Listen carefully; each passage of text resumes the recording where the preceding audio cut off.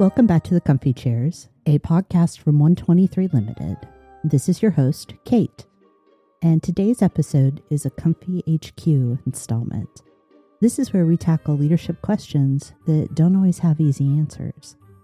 Today, we're talking about two topics that trip up even seasoned leaders: setting boundaries with your team and finding the courage to step into tough conversations. Both are about one core thing: showing care while still leading with clarity and courage. How do I set boundaries without seeming unavailable to my team? Interestingly, this question raised a bunch of questions for me, so I'm going to respond by asking and answering those, starting with, why are boundaries important? This is a question you need to answer for yourself, but generally, boundaries allow us to navigate relationships with mindfulness and care. Often we need boundaries to prevent inappropriate interactions. These can range from the intrusion of frequent after-hours texts all the way to harassment. Boundaries are like expectations. They let us know what we can, should, or should not do when it comes to other people. What happens if you don't have boundaries? Without boundaries, you could find yourself emotionally exhausted, manipulated, or in a type of relationship with a coworker or employee that is inappropriate. Imagine a water balloon. Any hole in its surface, a boundary, means that water will leak. The size and number of holes means more loss. Our boundaries can function like this to keep us whole, emotionally, professionally, or in other ways. What lessons are you teaching? As the leader, your behavior sets the example for all behaviors on your team. If you allow others to cross your boundaries or regularly do so yourself, you're making it acceptable to ignore boundaries in general, and this can breed disrespect and dissatisfaction. Which boundaries do you need? Your circumstances will dictate this. However, I believe healthy workplace boundaries include time, emotion, and effort. These are broad categories, yes, but that lets you define what matters to you.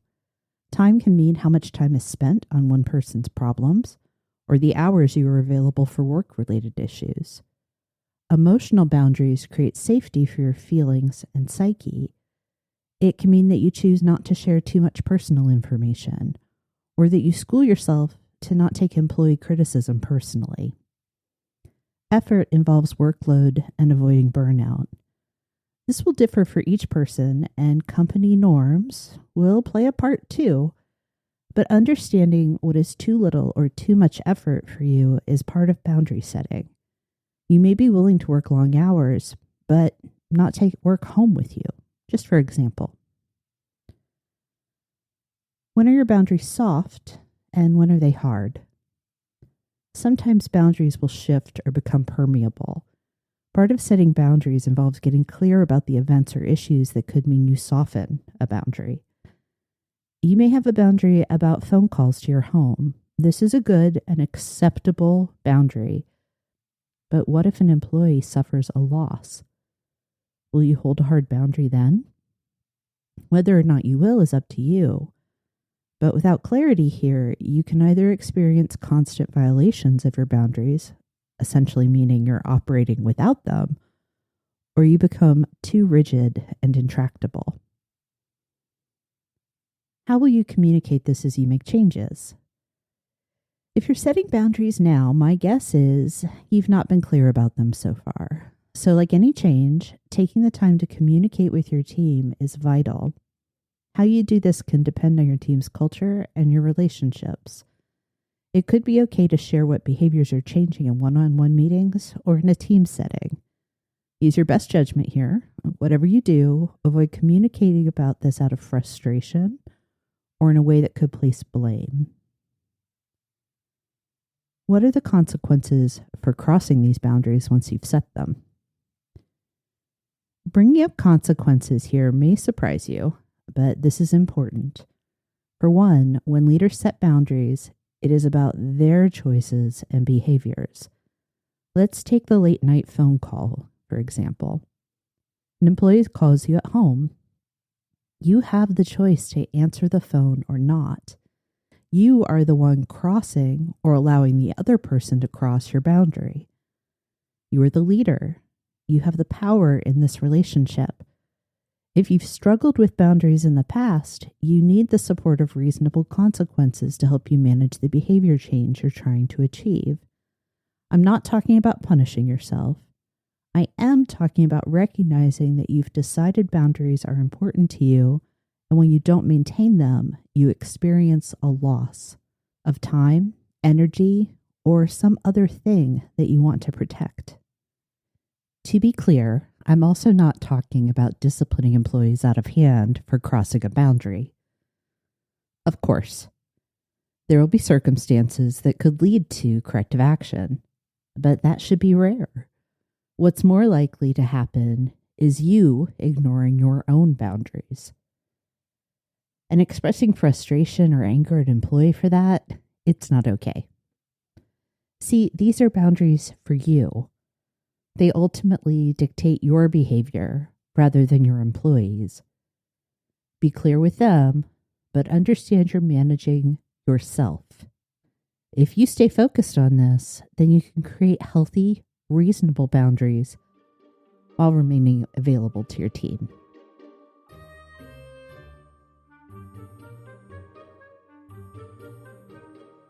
What should I do if I notice I'm avoiding a tough conversation? You are not alone, leader. We all do this at some point. But what separates the people who habitually avoid tough conversations from those that step into them? Before we go there, though, let's address what could be contributing to avoidance. A key factor, maybe even ultimately the only factor, is fear. This is fear that comes in many flavors. You could be worried and hesitant because you think you don't know how to have a tough conversation. This is a fear caused by a perceived lack of skill. Or your fear may be rooted in perfectionism. You delay because you only want to have the conversation when you're certain it will go well. Maybe you're afraid that you'll anger or even hurt the other person, or that nothing will change, or you're comparing the present to a past bad, negative circumstance. I could explore the types and causes of the fears that drive us to avoid confrontation forever. But what matters more than the fear that tells you not to speak up are the reasons why you should step into a difficult conversation. I think the motivation behind leaders doing hard things stems from one source, one why. It's because they care. This type of care has many facets. Care for the individual, care for the customer, care for the company, care for the work and the mission. When you let yourself care for, say, a colleague's reputation more than you do for your own comfort or convenience, the choice to have a tough conversation becomes inevitable. Identifying the reason to care, the underlying purpose of the conversation, equips you to begin. When faced with a tough conversation, there have been times when I've sat myself down and written about this. I ask myself to consider what the real problem is, why I'm the right person to address it, and what I need to do in my head and heart to be able to talk about the problem in a way that makes it crystal clear that I care. Not only does this help me stay connected to my reason to care, it also gives me an outline of what to say. Both of these are good steps to prepare for an encounter that will involve hard things and big emotions. In addition to knowing your reason to care and preparing yourself, there is one other practice that will make you more effective and even courageous when you have to hold a tough conversation. Stick to the facts. This could mean you recount observed behaviors or share outcome measures, like productivity numbers. It definitely means that you avoid assuming you know the other person's thoughts or motivations. If we expand on the example of talking with a colleague whose reputation is at risk, it could sound like this. Micah, I want to share an observation with you from the quarterly board meeting where you presented the updated marketing plan.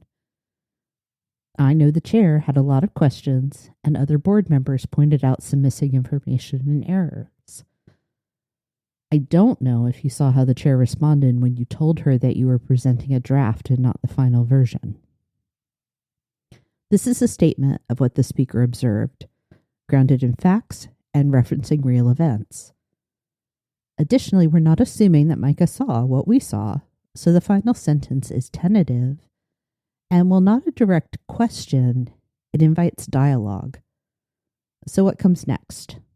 You may need to elaborate with more details, and then you share your reason for speaking. I thought you probably didn't see her reaction since you were at the lectern. I saw her facial expression change. She frowned and then pulled out a pen and started marking up her copy of the plan. She was shaking her head like she didn't agree. I mean, obviously, I don't know her thoughts, but I do know others were watching her. I want you to know about this so you aren't blindsided if you get more questions. This is pretty straightforward. What if you need to go deeper and tackle something even harder for your colleague to hear? Well, the same guidelines apply.